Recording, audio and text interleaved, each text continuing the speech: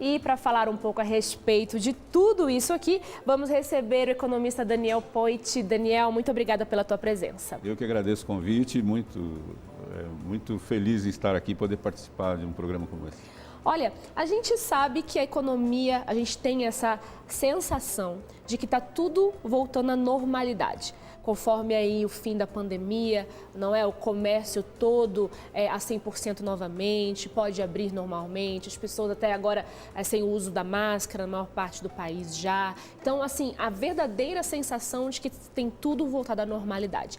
E isso também vem para o comércio, né? Vem também para essa aquisição, essa vontade de comprar, de voltar para as ruas. O que o senhor pode dizer para a gente? A gente tem realmente visto que a economia, o varejo, tem voltado a fazer as suas vendas?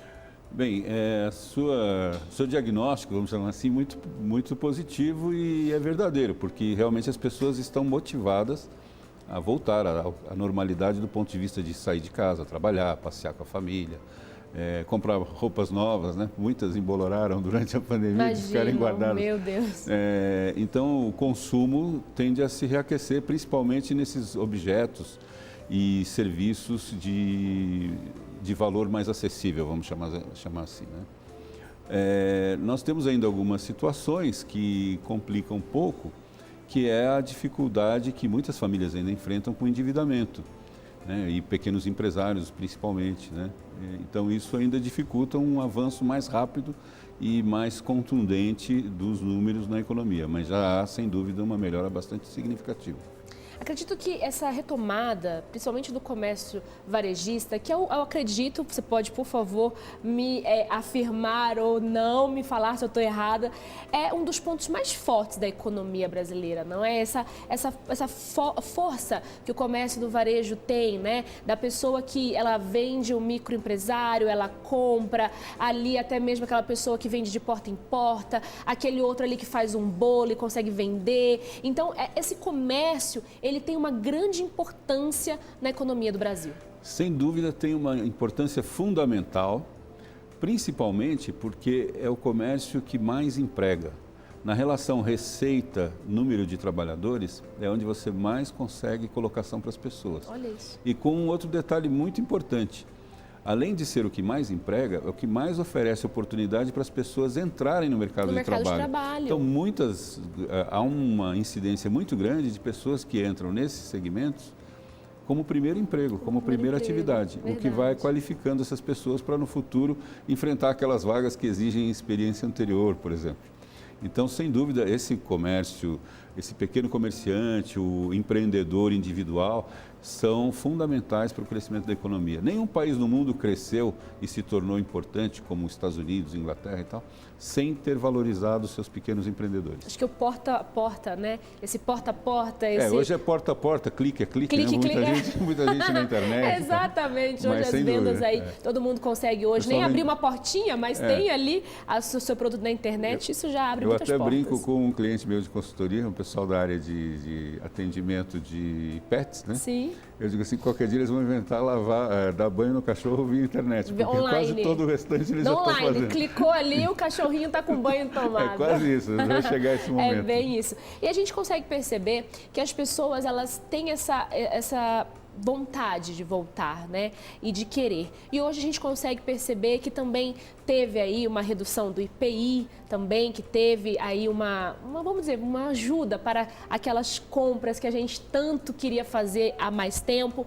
Essa redução do IPI, ela também chegou para as pessoas também conseguem, porque linha branca, não é? Ali geladeiras, linhas ali de eletrodomésticos, as pessoas conseguem sentir compras de carros, que pelo amor de Deus, nunca vi carro ficar tão caro nessa vida. Quando foi que um dia alguém ia imaginar que carro usado ia valorizar? Mas é tudo varejo, é tudo comércio, tudo isso é reflexo da indústria parada, tudo isso é reflexo da pandemia. E a gente consegue ver essa tentativa do governo de reduzir o IPI, voltar também a que toda essa linha aqui, a indústria precisa fazer as vendas. Então, consegue sentir aquele que vai fazer a compra, o consumidor? Bem, você tem muitas perguntas. Muitas em uma só. Na mesma primeiro, com relação aos benefícios de redução de impostos chegarem ao consumidor, eles chegam, infelizmente não chegam na mesma proporção. em muitos segmentos do nosso mercado há um certo oligopólio. O que é isso? É um pequeno grupo de empresas que oferecem um determinado produto ou um determinado tipo de serviço e tabelam entre eles... Não permitem essa redução, né? Tabelam entre eles os preços e não reduzem automaticamente. Isso acontece, por exemplo, nos combustíveis, né? Agora, por exemplo, nós estamos vivendo uma redução no dólar, na cotação do dólar. E nada do combustível baixar. Uma queda no preço do combustível no mercado internacional e o combustível para nós continua no mesmo patamar, se não mais caro em alguns lugares. Então, esse efeito reverso, ele não ocorre na mesma proporção. Na linha branca até pode acontecer com um pouquinho mais de significância, assim, né? Um nível mais perceptível. Sim. Porém, não é uma coisa automática como nós gostaríamos que fosse e como provavelmente foi a intenção do governo quando concedeu essas reduções do imposto. Com relação ao outro aspecto que você falou dos preços dos carros, né? Que os carros usados estarem tão valorizados e o mercado não ter tido... assim, estar com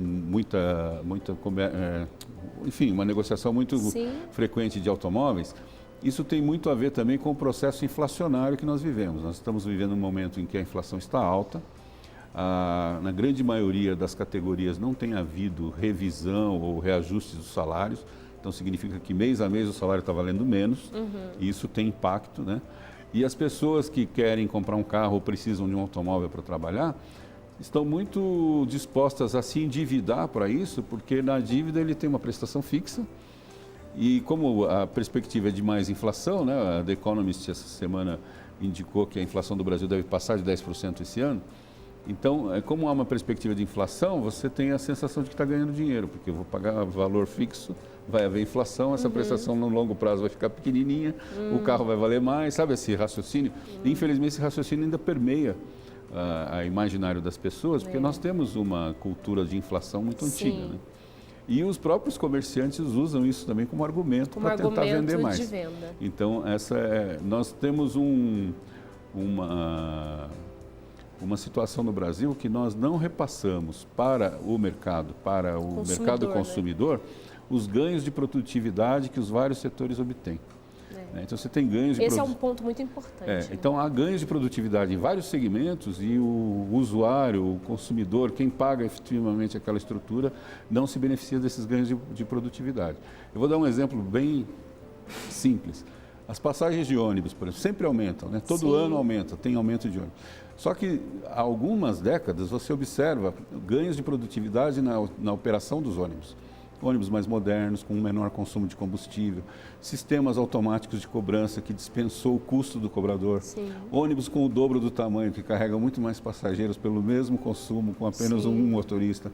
Então, se você considerar que cada uma dessas modificações resultam em maior lucratividade no processo, essa lucratividade de alguma forma deveria estar beneficiando ao consumidor também. O lucro é legítimo, mas o usuário deveria estar se beneficiando dessas coisas também, infelizmente isso não acontece. Não, só vende que está melhor e que está justificando o aumento, é muito triste. Mas a gente sabe que todos esses comerciantes têm sobrevivido, não é?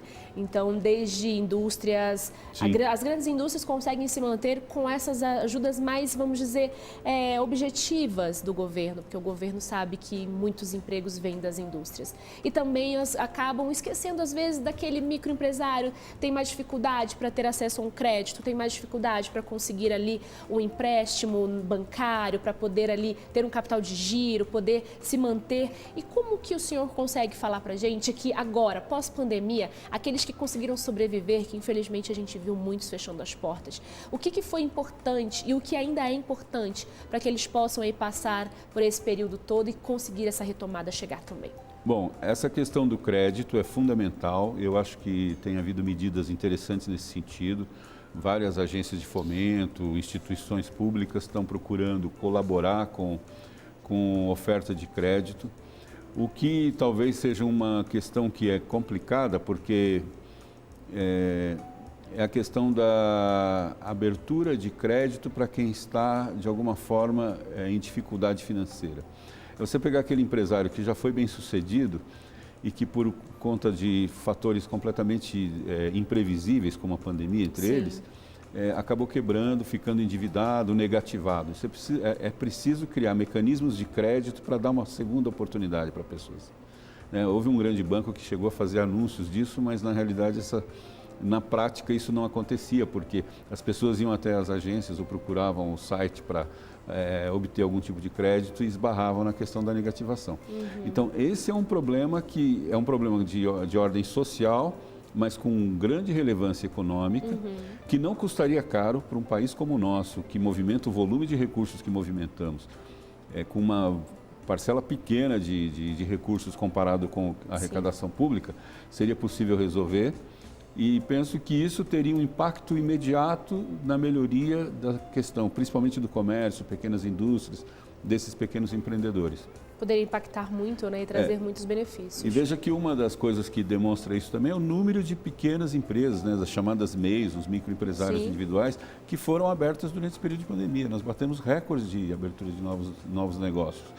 Então, esses negócios precisam ser estimulados e, uma vez estimulados, porque, veja, o risco do crédito, ele está sempre ligado a uma questão sistêmica. Então, é claro que um ou outro não vai cumprir o contrato. Normal. Mas se um percentual grande, e eu imagino que a grande maioria quer realmente recuperar suas condições de trabalho, se houver um percentual de 80%, 90% que cumpram o seu compromisso financeiro, terá valido a pena para o país como um todo, porque cada um desses vai criar um novo emprego ou mais empregos, vai movimentar a economia, vai pagar seus fornecedores, vai comprar, vai vender seus produtos. Com certeza. Então, eu acho que esse é um ponto... Valeria a pena esse você tocou num ponto crucial e eu entendo que realmente essa seria uma das medidas que teria efeito prático mais imediato. Mais imediato, é verdade. E quais são as projeções econômicas aí para os próximos anos? O que a gente pode esperar aí do ponto de vista econômico, com as atitudes? A gente está em ano eleitoral,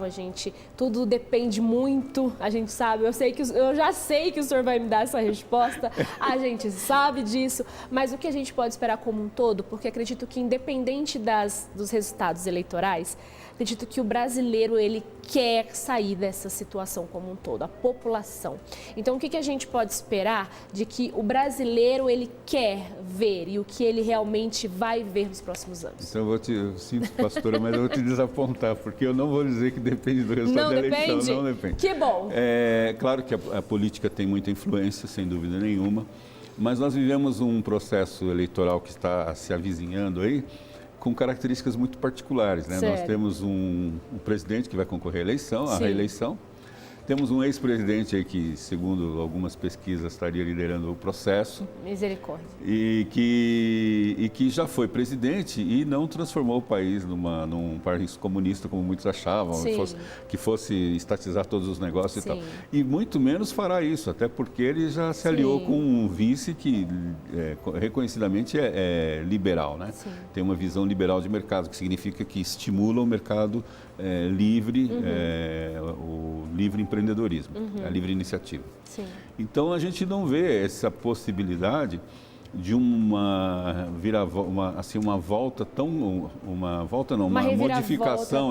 modificação tão acentuada nas questões básicas da economia.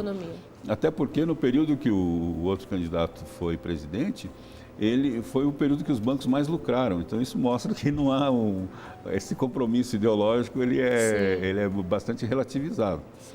E para os investidores internacionais que têm muito interesse no Brasil, pelos recursos, enfim, por uma série de questões, sem dúvida isso deixou de ser um risco. Então, para qualquer resultado de eleição, eles estarão se sentindo confortáveis para fazer seus investimentos.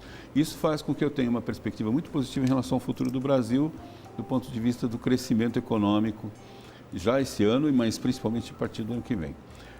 Outra coisa que eu penso que vai ter um impacto muito grande, e não é negativo, como muita gente diz, é essa lamentável guerra que está ocorrendo lá entre a Rússia e a Ucrânia.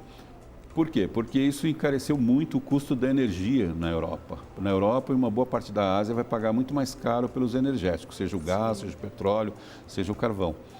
E o custo da energia se tornando muito elevado lá, muitas indústrias, que é o principal consumidor de energia, devem migrar para um país como o nosso, onde há abundância de oferta de energia, a um preço que internacionalmente é bastante competitivo. Para nós brasileiros é muito cara a energia, né? Mas se você compara com outros países, a energia no Brasil ainda é barato. Então, isso deve atrair investimentos, fábricas devem vir para cá ou ampliar suas instalações para produzir aqui por estar mais barato a energia. Então, eu acho que a perspectiva para o Brasil traz uma boa perspectiva bastante positiva, para os próximos bastante anos. positiva. Olha, Daniel, muito obrigada pela tua presença aqui, foi muito esclarecedor e tenho certeza que a gente pôde levar aí informações relevantes para o pessoal em casa. Muito obrigado, Deus pastora. abençoe seu trabalho, sua Amém. carreira.